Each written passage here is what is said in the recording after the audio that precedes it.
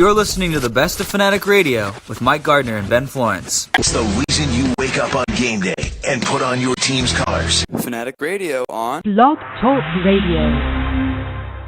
More like a tale of the Three Stooges. By Stooges, I mean quarterbacks. The fans want to know, Flo, they're asking us, who do you have more faith in? Who would you want to ride into battle if you had your choice of these three quarterbacks? Case Keenum, Nick Foles, or the notorious Blake Bortles? You know, that's a really tough question because really all these guys got here on the backs of strong defenses. Jacksonville, Minnesota had fantastic defenses, and Foles got to this position really because the defense and the running game has had to take the lead after Carson Wentz suffered a season-ending injury. Of all these guys, they've all made plays when they have been in there. I'm going to go with Blake Bortles, though. And the reason why I'm going to go with Blake Bortles is that even though he was awful against Buffalo, when they needed him to make the play, when they needed him to make the throw down the stretch, he did. When they needed him to make plays against Pittsburgh, he did just that.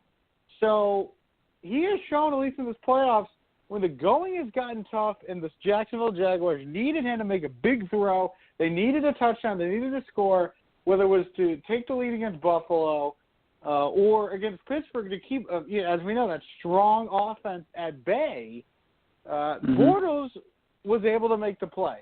So I would actually go with Bortles. I know this will probably be crazy, but I mean, I look at Case Keenum.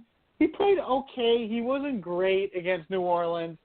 And, yes, he was ultimately able to make a play, but it was because of somebody's blunder. We saw down the stretch in that game, before that play, Minnesota really didn't look like they had the ability to get that big play down the field. And then with Foles, I like Foles. Foles was probably the only guy because for whatever reason I just refused to have much faith in Case Keenum, what have you. But I guess I really shouldn't have much faith in really any of them. But and Foles, has played decent. But we haven't really seen them put the game, put the ball in his hands and say, go win us the game, really. That really hasn't happened since he's taken over. Now, that's not a bad thing, but I feel like if it did, against a very strong Minnesota defense, I'm not sure how it'll go. It's interesting because that is actually a good point. That if you are a fan of defenses, listeners, definitely watch this weekend's games. Don't watch it for the offense. Even the Patriots' offense looks stagnant at times. It's funny because, a few days ago, I was mad that Minnesota won. But one of the things I failed to mention watching, other than Rodgers and the Rodgers game and Thielen, is Minnesota had a good defense. And after the All-Pro and the Pro Bowl teams were announced, a lot of members on like the Jacksonville team, on Minnesota, Cameron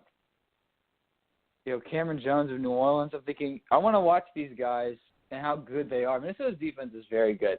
Granted, they are playing at home, but they go up to Philly. They go to cold weather. Well, they play half their season in cold weather. They go to Lambeau. They go to Soldier Field. It's almost like they're unfazed.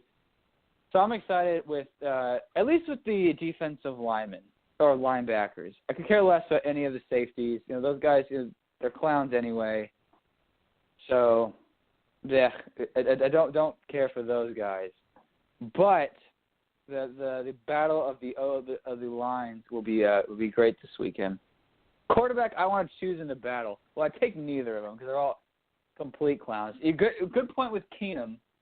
I was going to say Keenum because I think out of the three, he has the best offense, but he has to go up to Philly, with the world's most lovable fans, and I don't think half that offense has been at a very high-pressured situation. I'm going to actually go with Nick Foles because he has a better offensive line, and I would say better running backs, but home field advantage helps a lot.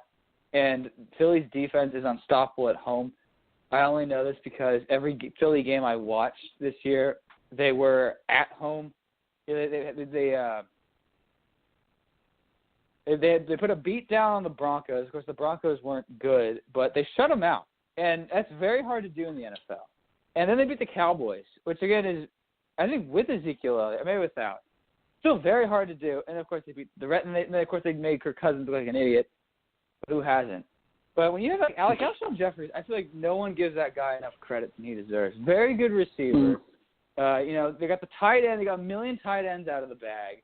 That's actually going to be the better game to watch, Philly and Minnesota. Because you got good running backs. You have good tight ends. You have good receivers. You have good defenses. You have average quarterbacks. I think those guys are average quarterbacks. Blake Bortles is going to get creamed in Foxborough this weekend. He hates the cold. They're riding on such a big high after being Pittsburgh. They're going to think they're invincible. And Belichick's teams don't make mistakes. And who's that guy? And also, another reason why they're going to lose is because one of the secondary guys in Jacksonville had opened his big fat mouth. If he had just been quiet, life would have been so much easier. We're going to chastise him when we return from the break. That being said, before we get the break flow, after this weekend, who's going to the Super Bowl? For the first time ever, we will have a home team playing in our home stadium. Minnesota is going to go in the Super Bowl. Minnesota is going to go into Lincoln Financial Field. They're going to beat the Philadelphia Eagles 20-16. That's going to be the final. And New England is going to beat Jacksonville 28-24. So a couple of 4-point games. I got New England facing off against Minnesota in the Super Bowl. I'm going to pick that exact same thing because just when I want to pick Philadelphia to win, I don't feel like Philadelphia will win. It's hilarious. They have more pressure on them because they are the 1 seed. And I wouldn't be surprised if Minnesota did win. Like I said earlier, they're used to playing in the cold. And they actually are a good team. And the question is with Cold and Keenum is they're not bad quarterbacks. They're average, and average guys can have good days. Average guys can have great days. Bad guys can have good days. Yep. We like that. Pats, Vikings, home game for Minnesota, which would just be complete bonkers, but that's the NFL for you. And this is Fanatic Radio. More after this. You're listening to the best of Fanatic Radio with Mike Gardner and Ben Florance. It's the reason you wake up on game day and put on your team's colors. Fanatic Radio on Blog Talk Radio. By this time next week, we will have had the 1-year anniversary of President Trump's inauguration. Donald has been in office for a year. The world has talked about him ad nauseum. Thankfully, we have not on this show. But from someone on the front lines, a year of Trump, what have we learned and where do we go from here? I think one of the things we learned is that the idea that some said that, once Trump gets into the White House, he'll act presidential. Whatever presidential means, that'll happen. Trump even said, I can be the most presidential person, blah, blah, blah. To do my poor accent, I didn't put much effort into that. And there were thoughts that, you'll see a pivot. That has not happened. We are getting, as president, Donald Trump, the candidate, Donald Trump, the businessman, Donald Trump, the gadfly, the reality show host, this and that. The Donald Trump that is president of the United States has not changed. Now, he's a man that changes his opinions on the fly. You have his whole administration will say, we are in favor of Bill X. And then Trump will watch a segment on Fox and Friends and be like, oh, no, I am not in favor of that. And then it's just causes complete confusion and chaos. Well, they have gotten some legislative achievements done, not as many as they would have hoped. And now we're heading into a midterm election year that is not looking like it's going to be a successful one for the Republicans, where there's looking like there's a very real chance they lose the House, and even a real chance they lose the Senate as well. It's Washington has been changed, clearly. I'm not necessarily certain that Washington has changed for the better. Yeah, I agree with you, because what we've learned is at least what I've learned, because and this is me coming from a city in the heart of Middle America. I think Dallas is one of the most central cities in the continental U.S., which is really weird to think about. And also being in going to a school in D.C. and then coming back to the land of red, as I like to call it here in the South. It's very interesting to sort of watch the world from afar, more like the political world. Most of the time, I don't really get invested in most of it. A lot of it is just sort of polarizing to get ratings, which we know that from any primetime show or any sort of corporate entity that does this. But it's pros and cons with this guy. You know, there's good things he's done. Yeah, at least for big business. You know, you get a lot of businesses, big businesses coming back or staying in the U.S. And hate him or love him, he'll bring up a topic and the world talks about it. Now I don't know if talking about it is the best thing. That's the con I have with all this. The world doesn't need to talk. You know, I think with social media has already made our society a complete hellhole.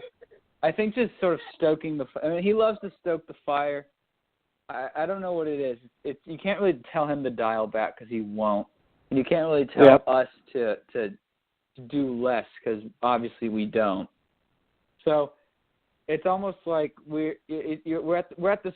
It's the world's greatest impasse because you got a president that sticks to his guns and his guts and his New York moxie, and you have a country that I don't think was A, ready for, and B, refuses to admit. There's still a lot of people out there, and you can tell a lot. That's why, my wisdom teeth segueing to the president's physical fitness exam was perfect because there is a great clip. I don't know where I watched it on. Some website that took the best questions asked during the presidential. We gotta get that guy's name right. Shout out to him, by the way. Calm, cool, and collected on the podium.